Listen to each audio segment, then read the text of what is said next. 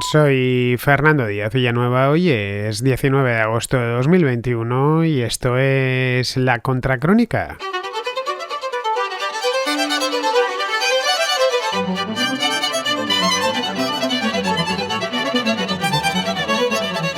Este fin de semana, cuando todas las embajadas occidentales en Kabul cerraban sus puertas de manera apresurada y repatriaban a su personal, lo enviaban hacia el aeropuerto para que no cayesen en manos de los talibanes, mientras todo esto sucedía en el centro de la ciudad, en la embajada china reinaba la calma.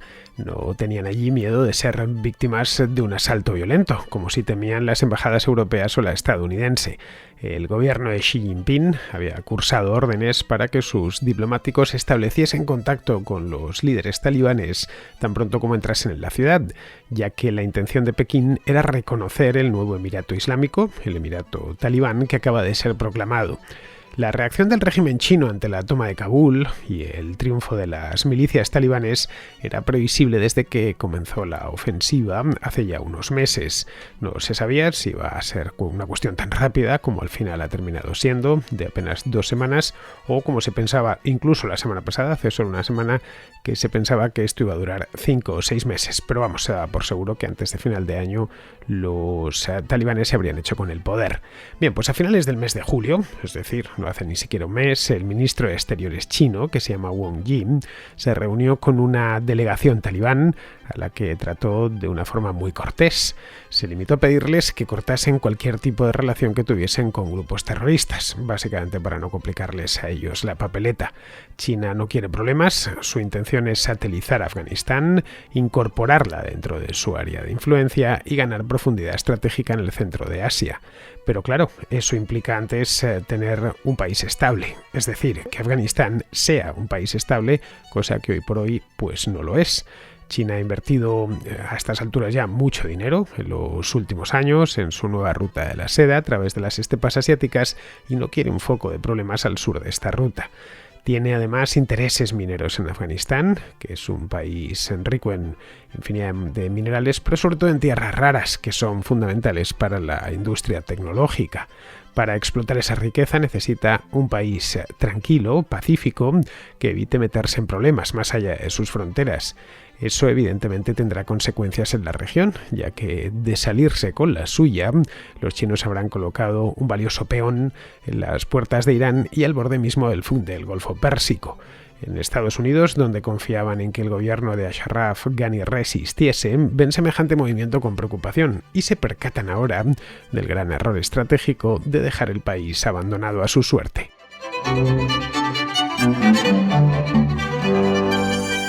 Mientras Estados Unidos sale de Afganistán y cae Kabul, cosa que ha sucedido esta misma semana, China no se presenta allí ni con amenazas, ni con bombardeos aéreos, ni con un ejército sobre el terreno. Aparece en escena de traje y corbata, llevando buenas palabras, regalos y muchas promesas de inversión. Vienen a decir a los talibanes que ellos están allí para ayudar, no para molestar, y que su puerta siempre estará abierta para lo que el nuevo gobierno disponga. Así de entrada parece mucho más sencillo y especialmente barato, sencillo y sobre todo barato, de lo que ha venido haciendo Estados Unidos y sus aliados en los últimos 20 años. Han enterrado en Afganistán a miles de millones, billones de dólares con B, por no hablar de los soldados y el personal militar que han tenido que enterrar, aunque esta vez no en Afganistán, sino en sus países de origen. Los chinos no quieren arriesgar, no quieren disparar un solo tiro y no quieren, por supuesto, arriesgar un solo soldado. En el Afganistán de los talibanes, los estadounidenses, si lo recordamos, hace ya 20 años, entraron por la fuerza con una campaña de bombardeos aéreos antológica, y están las imágenes de aquel entonces para comprobarlo. Luego ya procedieron a la ocupación terrestre del país, depusieron al gobierno de aquel entonces, el gobierno talibán, y empezaron a reconstruirlo y a crear un nuevo estado desde cero, con una aproximación moral al problema. Su misión principal, como os comentaba ayer aquí, era evitar que se entrenasen más terroristas islámicos dentro de Afganistán y, por supuesto, acabar con ese régimen odioso de los talibanes. Pero el segundo objetivo era rehacer Afganistán, ya digo, partiendo de una aproximación moral al problema que tenía el país en aquel momento. Se esforzaron en que Afganistán fuese un país en el que se respetasen los derechos humanos, un país democrático, o más o menos democrático, con un gobierno elegido en elecciones libres y multipartidistas, con diferentes candidatos. Vamos, un país en el que todos tuviesen cabida, incluidos los rigoristas religiosos. Vamos, un gobierno, en definitiva, que no supusiese una amenaza para su propio pueblo, como era el caso de los talibanes, ni para el resto del mundo, como era también el caso de los talibanes. De hecho, en Afganistán, a lo largo de estos últimos 20 años, se han celebrado varias convocatorias electorales. En el año 2019, hace solo 2 años, hubo elecciones. En el año 2014 también hubo elecciones. Las dos últimas las ganó Ashraf Ghani sobre Abdullah Abdullah. En las de 2014 hubo además un problemón, porque Abdullah y Ghani se enfrentaron por una cuestión de presunto fraude electoral y al final tuvieron que intervenir los estadounidenses. Intervino Barack Obama en persona para que se acabase el problema. Y uno fue el presidente y el otro pasó a ser el jefe ejecutivo, el primer ministro del gobierno. Bien, en el año 2009, si mal no recuerdo, hubo elecciones y luego poco después de la invasión, no sé si en 2003 o 2004 también hubo elecciones. Vamos, ¿qué elecciones han tenido? Salpicadas de sospechas de fraude, no unas elecciones perfectas, ni muchísimo menos, pero desde luego infinitamente mejor de lo que habían tenido los afganos hasta ese momento. Primero la República Democrática de Afganistán, un país de la órbita soviética, luego posteriormente la invasión soviética, quiero decir, la guerra civil que le siguió y al final, a modo de guinda, vino el Emirato Islámico de los talibanes. Así que estos últimos 20 años de historia de Afganistán han sido relativamente tranquilos. Han tenido sus problemas, ha habido muchas denuncias de corrupción, de gente que se ha enriquecido, especialmente en torno a la política, pero vamos, que era, en este aspecto sí se puede decir que al menos temporalmente Estados Unidos y sus aliados habían conseguido normalizar el país. Bien, los chinos no se aproximan al problema de un modo tan idealista. Les da igual que haya o no haya elecciones en Afganistán o quien gobierne. Son mucho más pragmáticos. Sus dos preocupaciones tradicionales con respecto a Afganistán son que ese país no se convierta, por un lado, en una fuente de inestabilidad regional y, a diferencia de Estados Unidos, que está en el otro lado del mundo, casi en las antípodas, en el caso de China es un país limítrofe por poquito, pero limítrofe. Y luego que a sus gobernantes fanatizados por la religión no les dé por meterse en asuntos chinos, como el de los uigures de la provincia fronteriza de Xinjiang. China y Afganistán, como les decía antes, comparten una pequeña frontera, muy cortita, creo que no llega a 100 kilómetros. Está en una zona montañosa, de difícil acceso. El llamado corredor de Wuhan, que os comentaba ayer, es una lengua de tierra de unos 200 metros de longitud que está en mitad de la cordillera del Pamir, es lo que separa Tayikistán de Pakistán, y que en tiempos impidió que la Unión Soviética compartiese frontera, ni un solo centímetro de frontera con Pakistán. Este corredor lleva ahí bastante tiempo, más de 100 años. Este corredor se lo inventaron los británicos en el siglo XIX para evitar que el Imperio ruso hiciese contacto físico, quiero decir, con el Raj británico en la India, con los dominios británicos en la India. Pakistán formaba parte de ellos. Bien, pues esta frontera entre China y Afganistán, esta frontera tan inaccesible, permanece cerrada desde hace años, porque en China han temido siempre, aparte de que es difícil, tiene una carreterita muy pobre que lo une, está rodeada de montañas a gran altura. Bien, en China siempre han temido que por ahí se le cuelen fundamentalistas islámicos que incendien la provincia de Xinjiang, que es el hogar de los uigures y de la mayoría islámica en China. China quiere asegurarse ahora de que el nuevo gobierno talibán, el que acaba de llegar, no se va a meter en aventuras internacionales, y mucho menos en aventuras chinas, es decir, que va a empezar a irradiar su revolución islámica hacia China. Es decir, que no va a ponerles en problemas en su propia casa, y luego también que no va a albergar a bandas terroristas como Al-Qaeda, que apuntan a Occidente y siempre lo han hecho, pero que, dado su fanatismo, podrían también señalar a China. No lo olvidemos, en motivos no les faltarían, además, porque si bien en Occidente los musulmanes no están reprimidos y pueden practicar su religión con total libertad, en China el régimen desconfía abiertamente de los musulmanes y en ocasiones los persigue. No tanto porque sean musulmanes, que eso al régimen chino le da un poco igual, sino porque los considera separatistas. Ese es el caso de los uigures. No son muchos los musulmanes que hay en China, son aproximadamente unos 20 millones, que serían muchísimos, no sé, en un país europeo, en Francia, o en el Reino Unido, o en España, o en Alemania, pero evidentemente ante una población de 1.400 o 1.500 millones de habitantes, pues 20 millones son muy pocos. Y están casi todos concentrados en la estepa de Xinjiang. Los talibanes que acaban de llegar al poder en Afganistán, que están capitaneados ahora por un tipo llamado, lo habréis visto en televisión y en la prensa, un tipo llamado con barba, bueno, todos los talibanes llevan barba, llamado Ayatollah Akhundzada. Este no es un guerrillero al uso, no es el Mullah Omar, en una palabra. Es un tipo ya de mucha más edad. El Mullah Omar, cuando llegó en el año 96, era un tipo sin un ojo, estaba tuerto, con una cara no ya de fanático, sino de estar bregado, muy bregado en la batalla, en los combates, estar con el AK-47 al hombro. En este caso tenemos un hombre algo más mayor, de unos 60 años, y es esencialmente un líder religioso, no es un guerrillero. En los años 90, de hecho, durante el anterior Emirato talibán, se encargó de los tribunales, los que administraban evidentemente la única ley posible en un Emirato talibán, que es la Sharia, y no tanto operaciones militares. Eso lo hace mucho más sereno, también mucho más cauto que sus antecesores, como Akhtar Mansur o como el propio Mullah Omar que me refería antes. Por de pronto se ha distanciado de la resistencia uigur. Esto lo ha dicho de viva voz. No quiere saber nada, lo que pase con los musulmanes en China no es su problema. Y ha mostrado su voluntad de colaborar con China en lo que haga falta. Algo han aprendido en todo este tiempo, como podemos ver. No son exactamente los mismos talibanes que se hicieron con el país en el año 1996, cuando Afganistán estaba reducido a cenizas después de tantos años de guerra, sobre todo la última parte de la guerra, que fue la guerra civil. Y se ve, por las declaraciones, que el apetito de los talibanes por sembrar la inseguridad en toda esta región se ha reducido un tanto con respecto a hace 20 años. Esto los convierte en socios más confiables, y en socios más confiables no ya solo para China, sino también para otras potencias regionales, como pueden ser Pakistán, pero sobre todo, especialmente para China. Los talibanes, no lo olvidemos, porque a poco que uno baje a su historia y la estudie, es una historia breve. Los talibanes aparecen en 1994, es decir, que tienen apenas 25 años de historia. Los talibanes fueron un invento de Pakistán, un invento que Pakistán se sacó de la manga, sus servicios de inteligencia, concretamente en los años 90. La idea que tenían era ganar profundidad en el continente, interviniendo en la guerra civil afgana, que enfrentaba a varios señores de la guerra. Había dos de ellos, Masud y Hekmatyar, que tenían la mayor parte del país controlado, más luego el gobierno del Estado Islámico de Afganistán, claro está.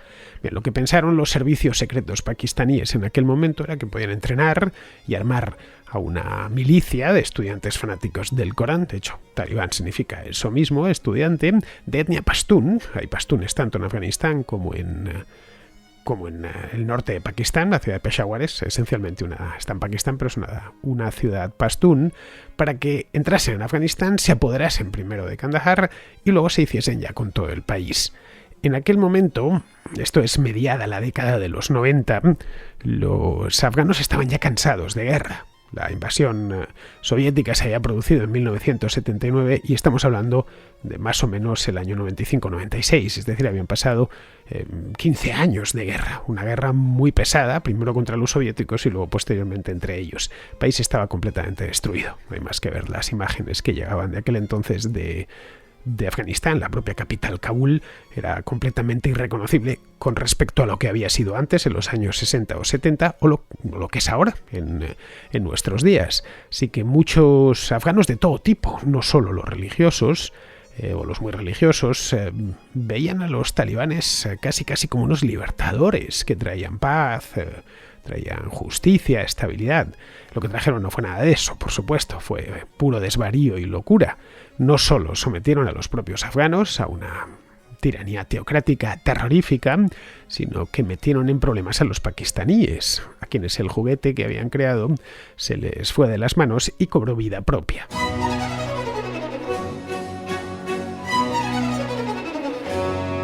Es posible que esa lección ya la hayan aprendido y China quiera aprovecharse de ello. China está bien informada, tiene mucha gente sobre el terreno y sobre todo muchas empresas en todo el mundo y también, por supuesto, en el propio Afganistán. Por lo tanto, dispone de información de primera mano. Bien, pues lo que trata ahora es de asegurar sus intereses en el Afganistán posterior a la ocupación aliada, simplemente. Al parecer, Pekín se ha comprometido de una manera muy activa con el nuevo gobierno en la construcción de una autopista entre Peshawar, esta ciudad que os decía antes, que está en territorio pakistaní, pero está habitada básicamente por pastunes, y Kabul. Esto conectaría Pakistán y Afganistán con una vía de alta capacidad. Actualmente lo único que hay es una carretera y que además a la hora de entrar en Pakistán empieza a empeorar, a la hora de entrar en Afganistán, empieza a empeorar por kilómetros. Y en Pakistán no es que sea muy buena, todo hay que decirlo. Bien, esto metería de lleno a Afganistán en el caso de que fuese cierto que van a construir la autopista y la terminen construyendo. Metería de lleno a Afganistán en el plan de inversiones en infraestructura que está llevando a cabo China por todo el centro de Asia. Está invirtiendo dinero en todas partes. Afganistán era una excepción. Los chinos ya lo habían propuesto en su momento, lo dejaron caer, pero el gobierno de Ghani, que no simpatizaba demasiado con ellos, se negó, entre otras cosas para no complicarse las relaciones con Estados Unidos, a quienes les debía buena parte de la ayuda internacional y también de la presencia militar. Luego, ingenieros chinos también quieren construir, han hecho intención de construir, empresas chinas, obviamente, de construir una carretera moderna a través del corredor de Wuhan, del que os hablaba antes. La carretera actual, que es muy antigua, pues es poco más que un camino de cabras, sin asfaltar, que por supuesto tiene que cerrarse en cuanto caen las primeras nevadas, que en el caso de esas montañas del Pamir pues es muy pronto. Ya en el mismo otoño están empezando a caer nevadas y las temperaturas descienden muy por debajo de cero. Una vez completadas estas nuevas vías, en el caso de que se hagan y que se completen, la de Wuhan y la de Peshawar, deberían permitir al régimen chino incrementar el comercio con la región y incrementar también la extracción de recursos naturales en Afganistán. Los recursos afganos bien explotados pueden dejar mucho dinero. El país posee depósitos de minerales riquísimos, de algunos minerales valiosos, como el litio, por ejemplo, que es fundamental para fabricar baterías, el oro y especialmente las tierras raras. La mayor parte de todos estos recursos están sin explotar o están infraexplotados, es decir, que no se está haciendo bien y tienen unas productividades muy bajas. Los estadounidenses hicieron algunas prospecciones y descubrieron que solo en tierras raras el país atesora 1 millón de toneladas métricas. Solo en tierras raras estoy hablando. Si se ponen a buscar con un poco más de dedicación encontrarán un poco de todo, aparte del lapislázuli tradicional y las piedras semipreciosas tradicionales de Afganistán desde la antigüedad. Esto nos vendría a demostrar que a Estados Unidos la guerra de Afganistán le ha costado muchísimo dinero, pero apenas han sacado nada de allí, han sacado muy poquito, más allá de los negocios que pudiesen hacer algunas contratas en la reconstrucción, pero realmente no han explotado el país al modo colonial, cosa que China sí parece dispuesta a hacer y además sin ningún tipo de contemplación. China en principio y en final, así de primeras y de últimas, no tiene ningún interés en la política interior afgana. No les importa cómo se gobiernen.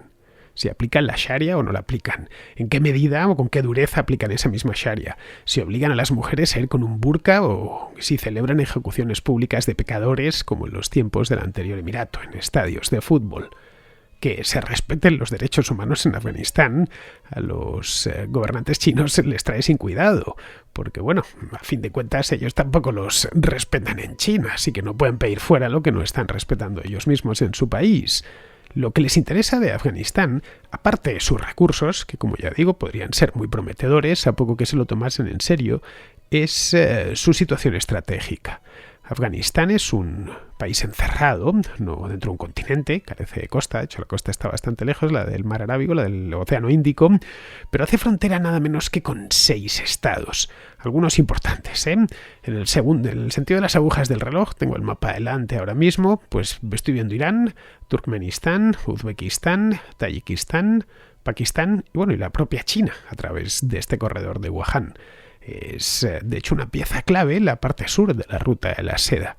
Estaría dentro de lo que han denominado el corredor pakistaní, que daría acceso a China al Mar Arábigo. Durante años los chinos han estado cortejando a gobiernos de la zona. como el de Pakistán, por ejemplo, o el de Kazajistán, para mejorar los accesos, las carreteras, las vías férreas, etc. Voy a tratar de meter mercancías por tierra, pero si, según conforme se acaba China, ya se acaba la autopista o se acaba el ferrocarril en condiciones, pues no me sirve de nada. Así que todo este proyecto de la nueva ruta de la seda va de eso mismo, de con dinero chino ir mejorando infraestructuras de países del centro de Asia. Todo, por supuesto, lo han estado haciendo sin incomodar demasiado a Estados Unidos, que no se notase mucho, y vistiéndolo todo de proyecto comercial.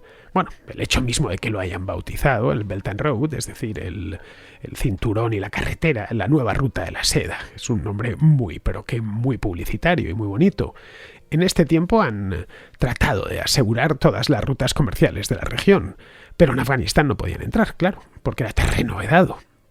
Hasta hace pocos años la presencia occidental, no solo de Estados Unidos, sino de todos sus aliados de la OTAN, era masiva en el país. Había cientos de miles de soldados de todos o de casi todos los países de la OTAN. Y los chinos, aunque sí se habían dejado caer por allí, andaban por allí, sabían que su acceso al gobierno local, ya fuese al de Hamid Karzai o a este último Ashraf Ghani, pues estaba mediatizado por Estados Unidos y sus aliados. Bien, hoy ese obstáculo ha saltado ya por los aires. La presencia occidental es nula, y cuando digo nula es que no queda ni un occidental en el país, más allá de alguno que querrá jugarse la vida. Han cerrado las embajadas, con eso ya lo digo todo, y el nuevo gobierno ha mostrado sus ganas, su voluntad de colaborar. En cierto modo, y mirando hacia atrás y mirando esto en conjunto, la estabilidad que los aliados llevaron a Afganistán desde 2001 proporcionó el ambiente adecuado para que los chinos fuesen pensando en cómo reorganizar la región, mientras Estados Unidos y los miembros de la OTAN corrían con el elevadísimo coste económico de hacer toda la operación de limpieza y de reconstrucción, y económico y humano, de pacificar y de reconstruir aquello. A diferencia de Occidente, como os decía antes, Pekín no tiene preferencias sobre quién gobierna en el país. Le da un poco igual o cómo se gobiernan. Insisto, es una dictadura tenebrosa como la China. No puede quejarse de que haya otra dictadura tenebrosa en otro país. Es decir, no le importa quién mande, o si la paz y la estabilidad se consiguen mediante consentimiento de la población o por las armas. Eso le da igual.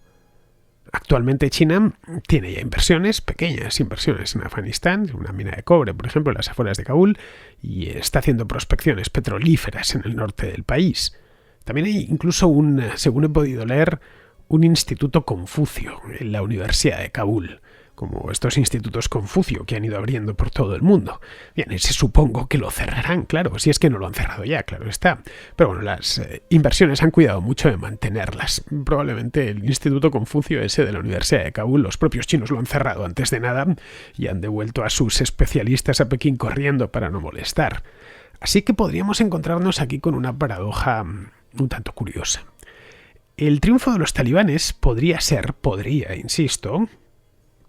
la base de una paz y una estabilidad inesperada en esa región y en ese país. No tanto para los afganos, evidentemente, que tendrán que someterse a una dictadura atroz, pero sí al menos para sus vecinos.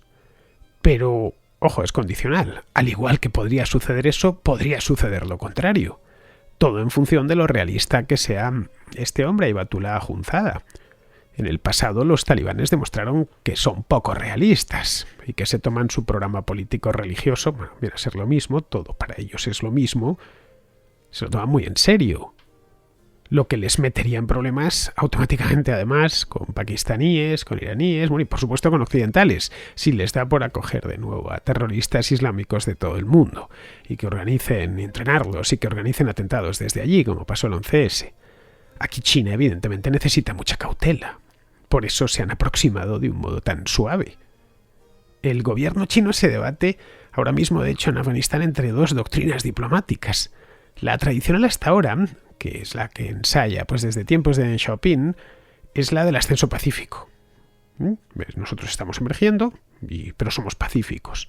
Somos un gigante que simplemente quiere recuperar más que ocupar su lugar entre las grandes potencias. pero que está volcado en el comercio y en las relaciones armónicas y cordiales con el resto de países del mundo. Esa por un lado. Y luego la del lobo guerrero, que es mucho más reciente y sobre todo más asertiva, que persigue la hegemonía china, primero en Eurasia y luego ya, si es posible, pues en todo el mundo. Xi Jinping, y por sus hechos los conoceréis, es partidario de esta última.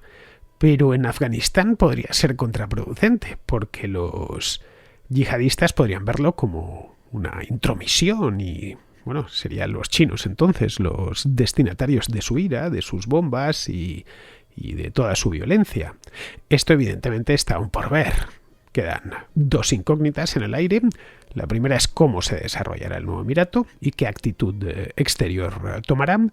Y la segunda es por qué tipo de intervención se decantará China. Por ahora todo marcha sobre raíles para ambos, pero claro, han pasado apenas 4 días. Pero si de algo podemos extraer de la historia, es que en Afganistán las bellas historias descarrilan muy rápido.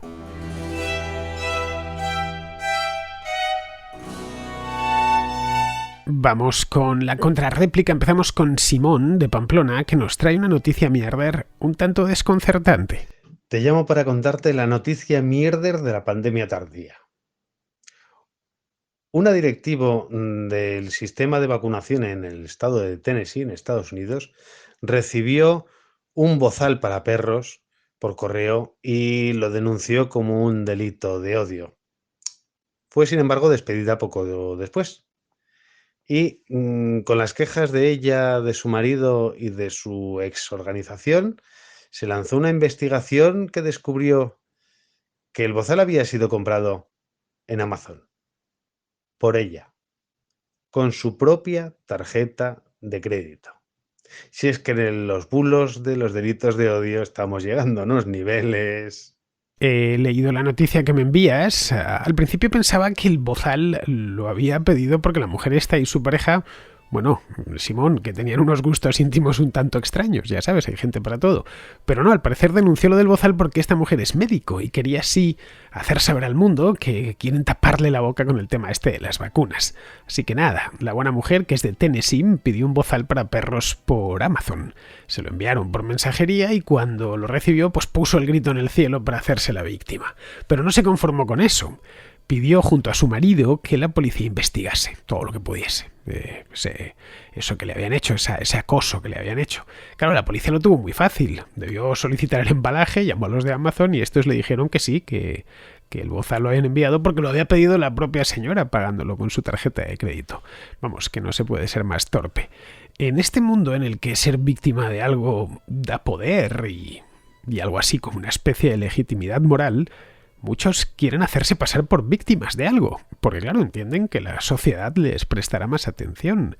A las víctimas de algo, de lo que sea, de una agresión, de cualquier cosa, hay que compadecerlas siempre y apoyarlas, pero no convertirlas en un modelo a seguir, porque de lo contrario lo que nos encontramos es un mundo lleno de víctimas imaginarias, claro está, que buscan desesperadamente un victimario.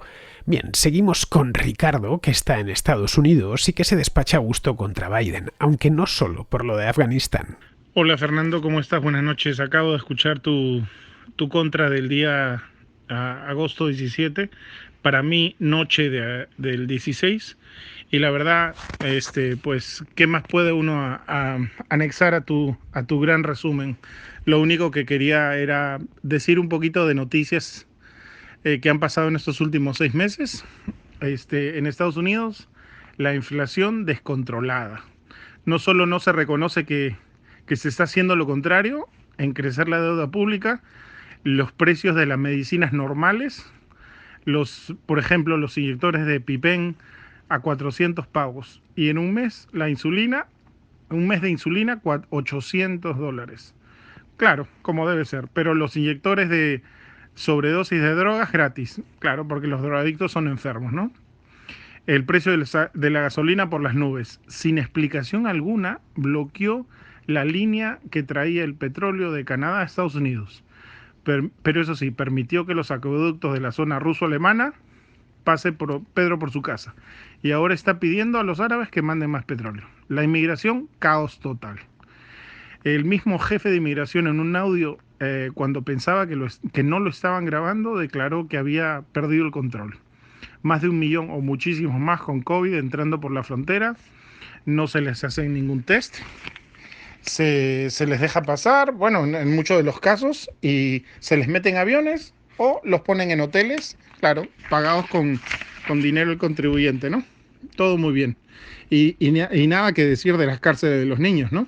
Que ese era el caballito de batalla de mi querida Kamala en la campaña de las elecciones pasadas. El COVID prometió que el verano el virus iba a estar bajo control y sin embargo el caos sigue subiendo.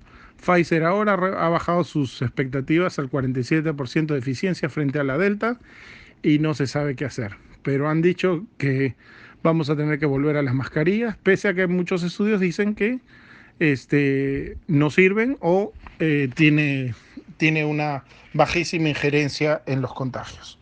Ahora, Afganistán. Obama y Trump querían traerse las tropas a casa es normal, después de miles de personas muertas y trillones de dólares gastados obviamente de los bolsillos de los contribuyentes, en eso me incluyo.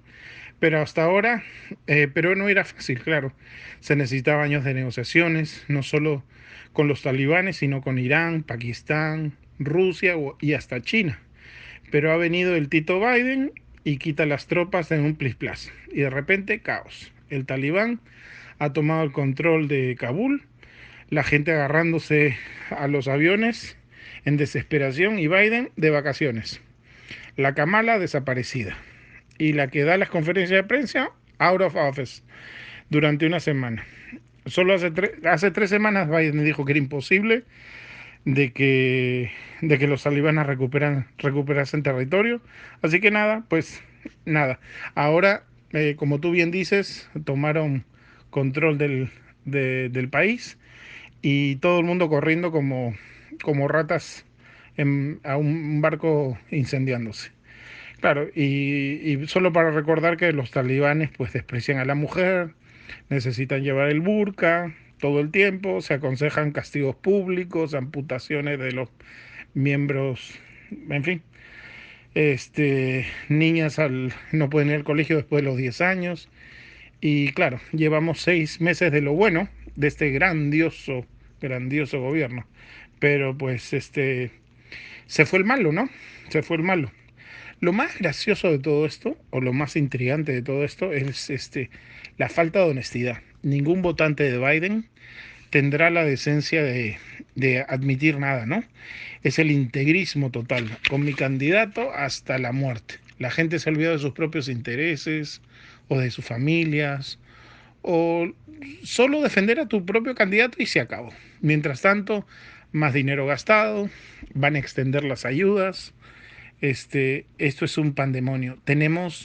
Mi empresa, por ejemplo, tenemos 45% de la plantilla por contratar y no conseguimos gente. La gente prefiere seguir viviendo los subsidios y tenemos posiciones que cubrir en una compañía de servicios y nada.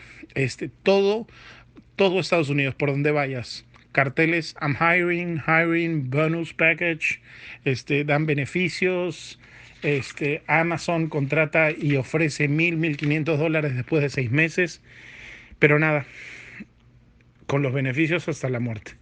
Bueno, Fernando, te mando un fuerte abrazo, me encantan tus programas, te sigo desde años y pues sigue adelante, como siempre eres un campeón. Hasta luego. Bueno, Ricardo, no creo que sea ningún secreto decir que el gran proyecto de los demócratas estadounidenses es convertir Estados Unidos en un país europeo. Pero claro, sin ser Europa, sin tener todas las cosas buenas de Europa, como ciudades de tamaño asequible, buenos sistemas de sanidad y de transporte público y sociedades mucho más tranquilas y envejecidas que la estadounidense. Luego, respecto a lo de Afganistán, a ver, el problema no ha sido tanto lo de retirar las tropas, que eso ya estaba decidido desde hace casi un año, sino como el modo en el que se ha hecho, a pesar de que los talibanes, esto ya lo expliqué ayer, a pesar de que los talibanes habían violado de forma flagrante los acuerdos de Qatar. Es decir, que ese tratado, firmado en septiembre del año pasado, ya era inválido y Biden debió actuar en consecuencia, simplemente, y esto se pudo ver en el mes de junio. Ya se sabía que, bueno, el avance empezó antes, la ofensiva empezó en mayo. Luego, en cuanto a lo que comentas de los problemas para encontrar empleados en Estados Unidos, traté aquí este tema hace unos meses en una contra, ahora 2 o 3 meses, sobre la inflación que está de vuelta en Estados Unidos. Y comentaba los problemas que hay para encontrar empleados. Yo creo que se debe más a que la economía está sobrecalentada. Es decir, que lo mismo que explica en parte, no totalmente, pero sí en parte la subida de los precios, pues explica también los problemas para encontrar trabajadores. Bueno, esa misma era la intención que tenían en el gobierno, cuando empezaron a aprobar planes de gasto tan ambiciosos. Querían recuperar la economía después de la pandemia. Y en lugar de que ese proceso se haya producido poco a poco y de manera natural, pues lo han acelerado artificialmente, poniendo mucho dinero en el circuito. Bien, vamos ahora con Jesús, que nos habla de la dolarización de facto en Venezuela. Hola Fernando, ¿qué tal? Un saludo. Hace poco escuché tu contracrónica sobre el retorno de los talibanes y en la parte de la contrarréplica escuché al chico llamado Jesús Miguel con respecto al tema de la dolarización de Venezuela.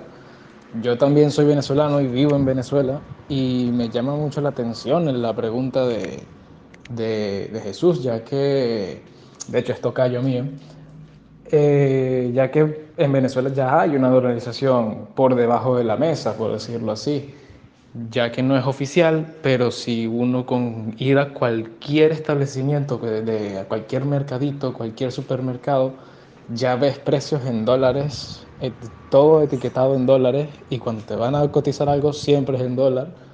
El mismo bolívar ha pasado a ser más bien los centavos, ya que aquí no llegan, difícilmente llega sencillo. Y esto es un fenómeno que diría que ocurre debido a la misma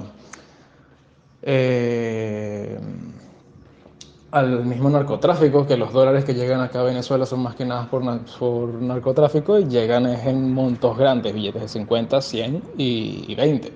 Es muy difícil aquí en Venezuela conseguir un billete de 5 o de 1, de hecho son muy, muy, muy escasos y conseguirlos es extremadamente difícil.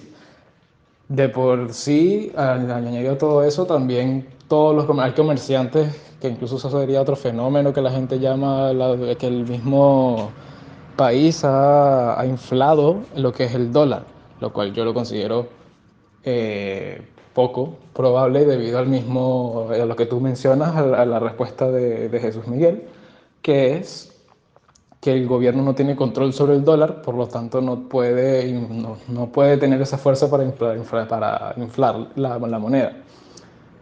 En fin, lo que quiero decir es que me parece raro eso que menciona él, que menciona Jesús Miguel, por eso mismo, ya que en Venezuela ya hay una dolarización y es desde hace rato ya. Incluso antes, el mismo Maduro, él negaba bastante lo que era la moneda del dólar, pero hoy en día ya incluso hay bancos que te mueven dólares. Entonces, bueno, es una locura. Nosotros sabemos cómo se mueven estas ratas rojas y bueno, siempre cambian de opinión a lo que más les conviene.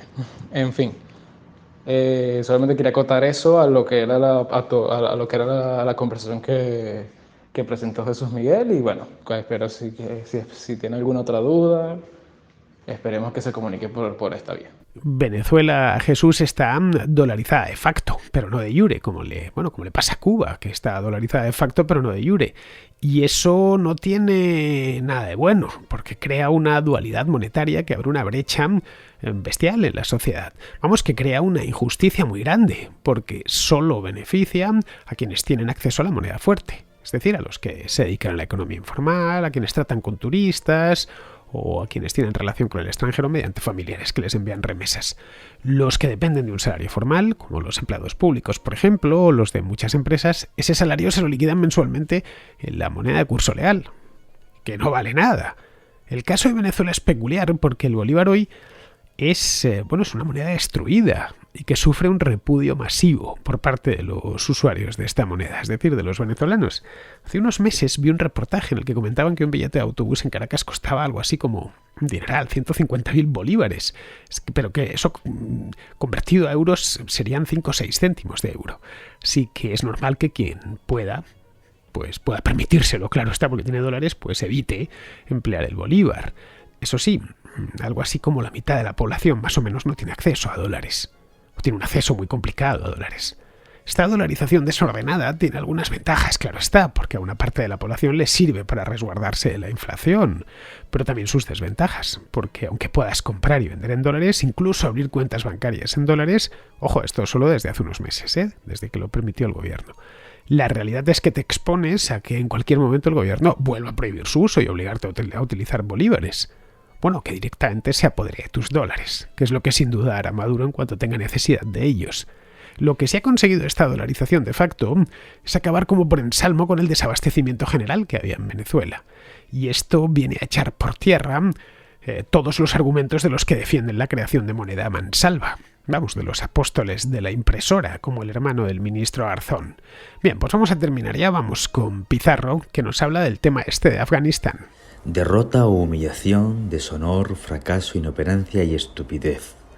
Si lo ocurrido a los Estados Unidos en Afganistán no ha sido exactamente esto, entonces ha sido algo indistinguible de esto. Al comandante en jefe del ejército más objetivamente poderoso del mundo y presidente de la democracia hegemónica del mundo, le parece que esto ha sido una reposición estratégica tras objetivos cumplidos y por falta de apoyo local. Otras decisiones podían haber paliado el horror presente y futuro afgano, pero José ha calculado que preservando vidas y dólares estadounidenses frente a vidas afganas acierta con su electorado. Electorado que no sabe bien si estas vidas estadounidenses salvadas serán reclamadas más adelante, pero sí sabe que los Estados Unidos han demostrado incontrovertiblemente ser un abandonapoblación aliada a los lobos. José no puede ni resarcir este agravio ni puede borrarlo de las mentes de sus espectadores. Un cordial saludo de Pizarro. Y hasta aquí, queridos amigos, llega la contra de hoy. Mañana tenemos contrahistoria, así que nos volveremos a escuchar. Hasta mañana, amigos.